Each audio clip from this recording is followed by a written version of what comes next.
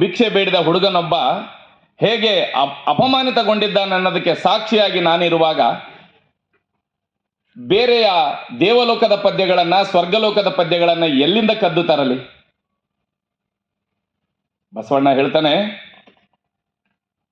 ವೇದಕ್ಕೆ ಒರೆಯ ಕಟ್ಟಿ ಚಾಂಡಾಲರನೆಲ್ಲ ಮುಟ್ಟಿ ಹಿಂಡು ಶರಣ ಗಣವ ಕಟ್ಟಿ ಭಂಡಾರವನೆಲ್ಲ ಬಿಟ್ಟಿ ಕೊಂಡಾಡುವ ಕುಲವ ಬಿಟ್ಟಿ ಭಂಡಾರವನೆಲ್ಲ ಬಿಟ್ಟಿ ಕೊಂಡಾಡುವ ಕುಲವ ಬಿಟ್ಟಿ ಭಲೇ ಶ್ರಮಿಕ ಕುಲವ ಎತ್ತಿದೆ ಅಣ್ಣ ಬಸವಣ್ಣ ನೀನು, ಬಿದ್ದವನ ಎತ್ತಿದೆ ಕಾಮ್ರೇಡ್ ಬಸವಣ್ಣ ನೀನು. ಕೋಟಿ ಕೋಟಿ ಕೋಟಿ ಕೋಟಿ ಕೋಟಿ ಕೋಟಿ ಕೋಟಿ ಕೋಟಿ ಕೋಟಿ ಕೋಟಿ ಕೋಟಿ ವಂದನೆ ಅಣ್ಣ ಬಸವಣ್ಣ ನಿನಗೆ, ಕ್ರಾಂತಿಕಾರಿ ವಂದನೆ ಕಾಮ್ರೇಡ್ ಬಸವಣ್ಣ ನಿನಗೆ. ಚಂದ ಚಂದ ಬಟ್ಟೆ ಹಾಕಿ ಮೀರಿ ಮೀರಿ ಮಿಂಚುತ್ತೀರಿ, ಅನ್ನ ತಿಂದು ಅನ್ನ ನೀಡೋನ ಜರಿತೀರ್ಯಾ ಕಣ್ಣ. ಮೈ ತುಂಬಾ ಸೆಂಟು ಹಾಕಿ ಮೆರವಣಿಗೆ ಹೊರಡ್ತೀರಿ, ಕಲ್ಚರ್ ಒಳಗೆ ಅಗ್ರಿಕಲ್ಚರ್ ಮರೆತೀರ್ಯಾ ಕಣ್ಣ. ಹೀಗೆ ಇಷ್ಟೆಲ್ಲ ಯಾಕೆ ನನ್ನ ಹಾಡುಗಳು ಈ ಥರದ ಬೇನೆ, ಸಂಕಟ, ಅಪಮಾನ, ಶ್ರಮ, ಬೆವರು ಇವೆಲ್ಲವನ್ನ ಒಳಗೊಂಡಿದೆ ಅಂತಂದ್ರೆ ಅದಕ್ಕೆ ಕಾರಣ ಇದೆ. ನನ್ನ ಸುತ್ತಮುತ್ತ ನಡೀತಕ್ಕಂಥ ಸಂಕಟಗಳಿಗೆ ನಾನು ಮುಖಾಮುಖಿಯಾಗದಿದ್ರೆ ನಾನು ಕವಿ ಆಗಲಾರೆ. ಪ್ರಶಸ್ತಿಯ ಬೆನ್ನ ಹಿಂದೆ ಬಿದ್ದು, ಹೊಗಳಿಕೆಗಳ ಬೆನ್ನ ಹಿಂದೆ ಬಿದ್ದು, ಈ ವೇದಿಕೆಗಳ ಹಪಹಪಿತನದಲ್ಲಿ ನಾನು ಕಳೆದು ಹೋಗಬಹುದು ಅಂತಕ್ಕಂಥ ಭಯ ನನಗೆ. ಹೀಗಾಗಿ ನಾನು ಸದಾ ರಸ್ತೆಯಲ್ಲಿರುತ್ತೇನೆ. ಫ್ಯಾಬ್ಲನವರ ಹೇಳಿದಂಗೆ, ರಸ್ತೆಯಲ್ಲಿ ರಕ್ತ ಹರಿಯುವಾಗ ನನ್ನ ಕವಿತೆಗಳು ಯಾರನ್ನು ಕೊಂಡಾಡಲಾರವು ಅಂತ.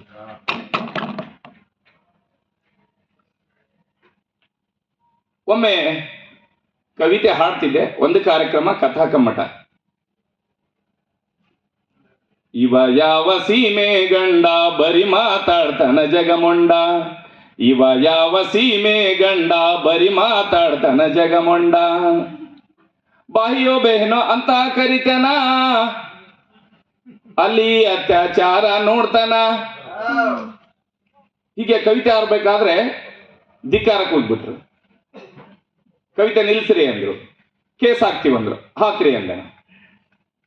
ಕಾರ್ಯಕ್ರಮ ಮುಗೀತು. ಆ ಕಾರ್ಯಕ್ರಮ ಆಯೋಜಕರಿಗೆ ಗೊತ್ತಾಯ್ತು ನನ್ನ ಶತ್ರುಗಳು ಯಾರು, ಮಿತ್ರರು ಯಾರು ಅಂತ. ಕವಿತೆ ನೀನು ಹಾಡಿದ ಮೇಲೆ ಗೊತ್ತಾಯ್ತು ರಮೇಶ ಅಂತಂದ್ರು.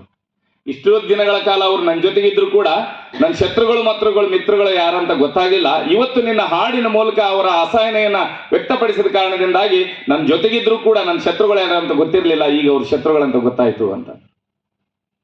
ಇದಕ್ಕೆ ಸಾಕ್ಷಿ ಇಲ್ಲಿರ್ತಕ್ಕಂಥ ಗೆಳೆಯ ಜಾಜಿ ಕೂಡ ಇದ್ದಾರೆ. ಹಾಗಂದ ಆ ನೆನಪು ಯಾಕೆ ಅಂತಂದ್ರೆ, ಇವತ್ತಿಗೂ ಕೂಡ ಮಮತಮ್ಮನ ಈ ಕಾರ್ಯಕ್ರಮ, ಶ್ರೀಹರ್ಷ ಅವರ ಈ ಕಾರ್ಯಕ್ರಮ ಜೊತೆಗೆ ನಡೆಸ್ತಕ್ಕಂಥ ಅಸಹನೆಯ ಮಾತುಗಳಿಗೆ ಅವರಿಗೆ ಶತ್ರುಗಳು ಮತ್ತು ಮಿತ್ರರುಗಳು ಯಾರ್ಯಾರು ಅಂತೇಳಿ ಗೊತ್ತಾಗಿದೆ ಅಂತ ಹೇಳ್ತಾ, ಬಂಧುಗಳೇ, ನಾನು ರೂಪಕಗಳ ಕವಿ ಅಲ್ಲ.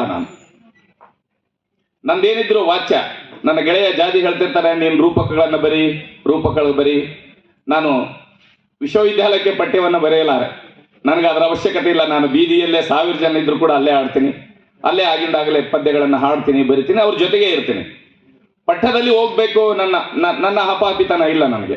ಯಾಕೆಂದ್ರೆ ನಾನು ಬಂದಿರೋದು ಬೀದಿಯಿಂದ ಕಾರಣಕ್ಕೋಸ್ಕರ ಆ ಬೀದಿಯನ್ನು ಗೌರವಿಸ್ತಿದ್ದೀನಿ. ನಾನು ಆ ಬೀದಿ ಜನರ ಜೊತೆಗೆ ಇರ್ತೀನಿ, ಅವರ ಕಷ್ಟಗಳ, ಅವರ ಬೆವರಿನ ಕಥೆಗಳನ್ನ ಹೇಳ್ತಾ ಸಾಕ್ತಾ ಇರ್ತೀನಿ. ಇತ್ತೀಚೆಗೆ ಒಂದು 5 ವರ್ಷಗಳ ಹಿಂದೆ ನಮ್ಗೆಲ್ಲ ಬಹಳ ಒಂದು ಬೆಳಕು, ಒಂದು ಹೊಸ ಬೆಳಕು ಅಲೆ ಅಕ್ಷರ ಸೃಷ್ಟಿಯಾದಾಗ ನಮ್ಗೆ ಅನಿಸ್ತು, ಯಾಕೆ ಈ ಹಾಡುಗಳಿಲ್ಲ, ನಮ್ಗೆ ಯಾಕೆ ಇಂಥ ಹಾಡುಗಳು ಸಿಗ್ಲಿಲ್ಲ, ಈ ಹಾಡುಗಳನ್ನ ಯಾಕೆ ಬರಲಿಲ್ಲ ಅಂತ. 5 ವರ್ಷಗಳಿಂದ ಬರೆದ ಹಾಡು ಇವತ್ತು ಎಲ್ಲ ಕಡೆ ಹಾಡ್ತಿದ್ವಿ ನಾವೆಲ್ಲ. ಹೂ ಮಾರುವದ ಬಿಟ್ಟು ಉಡಿಯಲಿ ಅಕ್ಷರವ ಹಿಡಿದು, ಕ್ರಾಂತಿಯ ಹೂವಿನ ಹಾರವ ಕಟ್ಟಲು ಕಣ್ಣೀರ ಕುಡಿದು, ಅರಿವಿನ ಕನಸು ಗಾರ ಜ್ಯೋತಿಯ ಬಿಸಿಲ ನೆರಳ ತುಳಿದು, ಸಮದ ಬೀಜಗಳ ಬಿತ್ತಿ ಬೆಳೆದ ಸತ್ಯಶೋಧಕಿಯ ನೆನೆಯೋಣ ನಾವು ಸಾವಿತ್ರಿ ಮಾತೆಯ ಅಮ್ಮ ಪುಲೆಯ ಮುಗಿಲಗಲ ಪ್ರೀತಿಯ. ಇವತ್ತು ಕರ್ನಾಟಕ ಸರ್ಕಾರ 5 ವರ್ಷಗಳ 6 ವರ್ಷಗಳ ಹಿಂದೆ ಬರೆದ ಹಾಡು, ಈ ನಾಡಿನಾದ್ಯಂತ ತಿರುಗಾಡಿರ್ತಕ್ಕಂಥ ಆ ಹಾಡು ಇವತ್ತು ಕರ್ನಾಟಕ ಸರ್ಕಾರ ಘೋಷಣೆ ಆಗಿದೆ.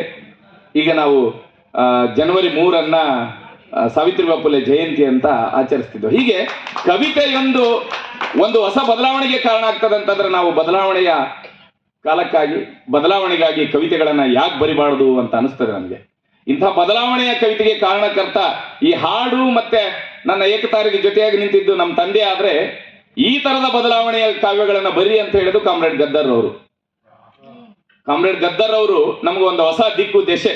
ಕರ್ನಾಟಕಕ್ಕೆ ಆಗಾಗ ಬರ್ತಿದ್ರು, ನಾವು ಅಲ್ಲಿಗೆ ಹೋಗಿ ಅವರ ಮಾರ್ಗದರ್ಶನವನ್ನು ಪಡ್ಕೊಳ್ತಿದ್ವಿ. ಅಂಥ ಒಂದು ಮಹಾನುಭಾವ ಇನ್ನಿಲ್ಲದಿದ್ರು ಅವರು ನಮ್ಮ ಜೊತೆಗೆ ಇರ್ತಾರೆ, ಯಾವಾಗಲೂ ಕೇಳ್ತಾರೆ.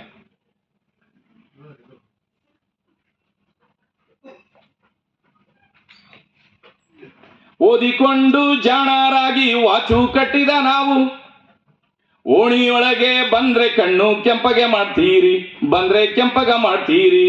ನಾವು ದುಡಿದ ದುಡ್ಡಿನಿಂದ ಮೊಬೈಲ್ ಅನ್ನು ಕೊಂಡುಕೊಂಡು ಇಷ್ಟದ ರಿಂಗ್ ಟೋನ್ ಕೇಳಿದ್ರೆ ಸಿಟ್ಟಾಗ್ತೀರಿ, ನೀವು ಸಿಟ್ಟಾಗ್ತೀರಿ. ಹೊಸ ಬಟ್ಟೆ ತೊಟ್ಟುಕೊಂಡು ಮೀಸೆ ಮೇಲೆ ಕೈ ಹಾಕಿ ಊರೊಳಗೆ ತಿರುಗಾಡಿದ್ರೆ ಉರಿದು ಹೋಗ್ತೀರಿ, ನೀವು ಹುರಿದು ಹೋಗ್ತೀರಿ, ನೀವು ಹುರಿದು ಹೋಗ್ತೀರಿ. ಅಹಂ ನಿಮ್ಮಲ್ಲೇ ಇರ್ಲಿ, ನಾವು ಕೇಳೋದಿಷ್ಟೇ, ನಾವು ಮನುಷ್ಯರು ಮತ್ತೆ ನೀವೇನ್ ಪ್ರಾಣಿಗಳ, ನಾವು ಮನುಷ್ಯರು ಮತ್ತೆ ನೀವೇನ್ ಪ್ರಾಣಿಗಳ. ಕಸ ತಿಂತೀರೋ ಇಲ್ಲ ಮಣ್ಣು ತಿಂತೀರೋ, ಕಸ ಮಣ್ಣು ಎಲ್ಲ ಬಿಟ್ಟು ಹೊಲಸು ತಿಂತೀರೋ, ಹೊಟ್ಟೆಗೆ ಏನ್ ತಿಂತೀರೋ, ಹೊಟ್ಟೆಗೆ ಏನ್ ತಿಂತೀರೋ. ನಿಮ್ಮ ಮನೆ ಅರಮನೆಯ ಕಟ್ಟಿದೋರು ನಾವಾದರೂ ಮನೆಯೊಳಗೆ ಕರೆಯದೆ ನಮ್ಮ ಹೊರಗೆ ನಿಲ್ಲಿಸ್ತೀರಿ, ನಮ್ಮನ್ನು ಹೊರಗೆ ನಿಲ್ಲಿಸ್ತೀರಿ. ಊರ ಗುಡಿಯ ಬುನಾದಿ ಹಾಕಿ ಕಲ್ಲ ಮಣ್ಣು ಕೆಸರು ಕಲಿಸಿ ಗುಡಿ ಕಟ್ಟಿದ ಮ್ಯಾಲೆ ನಮ್ಮನ್ನು ಹೊರಗೆ ಇಡ್ತೀರಿ, ನಮ್ಮನ್ನು ಹೊರಗೆ ಇಡ್ತೀರಿ. ನಾವು ಕಟ್ಟಿದ ಗುಡಿಯೊಳಗೆ ದೇವರನ್ನು ನೋಡಲೋದ್ರೆ ದೇವರನ್ನ ಮೈಲಿಗೆ ಮಾಡಿದೀವಂತ ಸುಟ್ಟು ಬಿಡ್ತೀರಿ, ನೀವು ಸುಟ್ಟು ಬಿಡ್ತೀರಿ. ನಿಮ್ ದೇವ್ರು ನಿಮ್ಮಲ್ಲೇ ಇರ್ಲಿ, ನಾವು ಕೇಳೋದಿಷ್ಟೇ. ತಮ್ಮ, ನಿಮ್ ದೇವ್ರು ನಿಮ್ಮಲ್ಲೇ ಇರ್ಲಿ, ನಾವು ಕೇಳೋದಿಷ್ಟೇ. ನಾವು ತಿನ್ನೋದನ್ನ ಮತ್ತೆ ನೀವೇನ್ ತಿಂತೀರಿ, ನಾವು ತಿನ್ನೋದನ್ನ ಮತ್ತೆ ನೀವೇನ್ ತಿಂತೀರಿ. ಹೀಗೆ ಹಾಡ್ತಾ ನನ್ನ ಕವಿತೆ ಹಸಿವಿನ ಜೊತೆ ಅಪಮಾನ ಜೊತೆಗೆ ಸದಾಕಾಲ ಸಂಚರಿಸ್ತಾ ಇರ್ತದೆ. ಹೀಗಾಗಿ ಅಪಮಾನಗಳ ಕಷ್ಟಗಳನ್ನ ಹೊದ್ದವನಿಂದ ಹೂವಿನ ಕುರಿತು ಕವಿತೆ ಬರೆಯಲು ಸಾಧ್ಯವಿದೆ. ನನಗೆ ಹೂವನ್ನ ನೋಡಿದ್ದು ಇತ್ತೀಚೆಗೆ.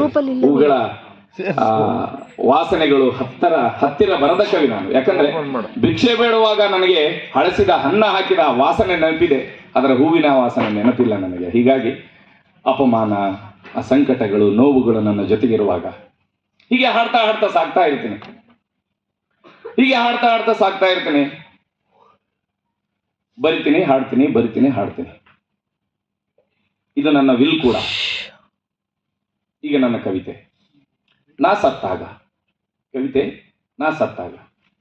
ನಾನು ಸುಮ್ಮನೆ ಬರೆದು ಹಾಡಿ ಸಾಯುವುದಿಲ್ಲ, ನಾನು ಸುಮ್ಮನೆ ಬರೆದು ಹಾಡಿ ಸಾಯುವುದಿಲ್ಲ. ಅದು ನನ್ನ ಹಸಿವಿನ ಹಾಡು, ಅದು ನನ್ನ ಹಸಿವಿನ ಹಾಡು. ಸಾವಿನ ಜೊತೆ ಸಂಗೀತ, ಅದು ಸಾವಿನ ಜೊತೆ ಸಂಗೀತ. ಬರೆದು ಹಾಡಿ ಸತ್ತಾಗ, ಬರೆದು ಹಾಡಿ ಸತ್ತಾಗ. ನಾ ಸತ್ತಾಗ ಸ್ನಾನ ಮಾಡಿಸಬೇಡಿ, ನಾ ಸತ್ತಾಗ ಸ್ನಾನ ಮಾಡಿಸಬೇಡಿ. ಬದುಕಿದ್ದಾಗ ಬಹಳ ಸ್ನಾನ ಮಾಡಿದ್ದೇನೆ, ಬದುಕಿದ್ದಾಗ ಬಹಳ ಸ್ನಾನ ಮಾಡಿದ್ದೇನೆ. ಸ್ನಾನ ಮಾಡಿಸಿದಿರಾದರೆ, ಸ್ನಾನ ಮಾಡಿಸಿದಿರಾದರೆ ಇದ್ದಾಗ ತಂಬಿಗೆ ನೀರು ಕೊಡದವರ ಹತ್ತಿರ ಬರಲು ಬಿಡಬೇಡಿ, ಇದ್ದಾಗ ತಂಬಿಗೆ ನೀರು ಕೊಡದವರ ಹತ್ತಿರ ಬರಲು ಬಿಡಬೇಡಿ. ನಾ ಸತ್ತಾಗ ಹೆಣವಾದ ನನ್ನ ಮೇಲೆ ಬಟ್ಟೆ ಹೊದಿಸಬೇಡಿ, ನಾ ಸತ್ತಾಗ ಹೆಣವಾದ ನನ್ನ ಮೇಲೆ ಬಟ್ಟೆ ಹೊದಿಸಬೇಡಿ. ಬದುಕಿದ್ದಾಗ ಸಾಕಷ್ಟು ಬಟ್ಟೆ ತೊಟ್ಟುಕೊಂಡಿದ್ದೇನೆ, ಬದುಕಿದ್ದಾಗ ಸಾಕಷ್ಟು ಬಟ್ಟೆ ತೊಟ್ಟುಕೊಂಡಿದ್ದೇನೆ. ಬಟ್ಟೆ ಹೊದಿಸಿದಿರಾದರೆ, ಬಟ್ಟೆ ಹೊದಿಸಿದಿರಾದರೆ ಬಟ್ಟೆ ಇಲ್ಲದೆ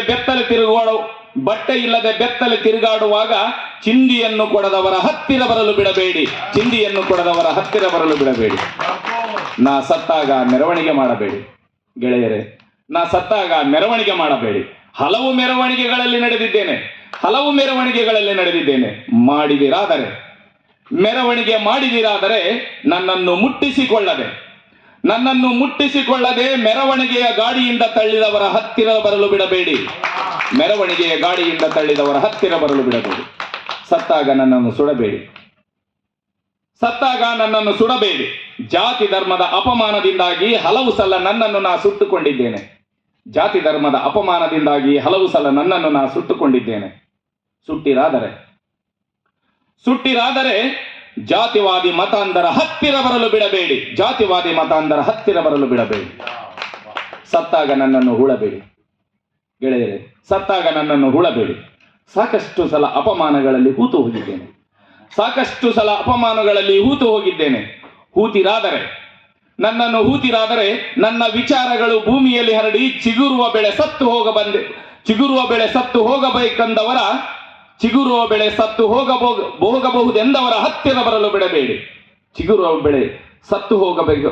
ಹೋಗಬಹುದೆಂದವರ ಹತ್ತಿರ ಬರಲು ಬಿಡಬೇಡಿ. ಸತ್ತಾಗ ನನಗೆ ಮಣ್ಣು ಕೊಡಬೇಡಿ. ಈ ಮಣ್ಣು ನನಗೆ ಎಲ್ಲ ಕೊಟ್ಟಿದೆ. ಮಣ್ಣು ಕೊಟ್ಟಿರಾದರೆ ಅದೇ ಮಣ್ಣ ಮೇಲೆ ನಿಂತು ಮಣ್ಣು ಮುಟ್ಟಿಯೂ ನನ್ನನ್ನು ಮುಟ್ಟದೆ ಅಸ್ಪೃಶ್ಯ ಎಂದವರ ಹತ್ತಿರ ಬರಲು ಬಿಡಬೇಡಿ.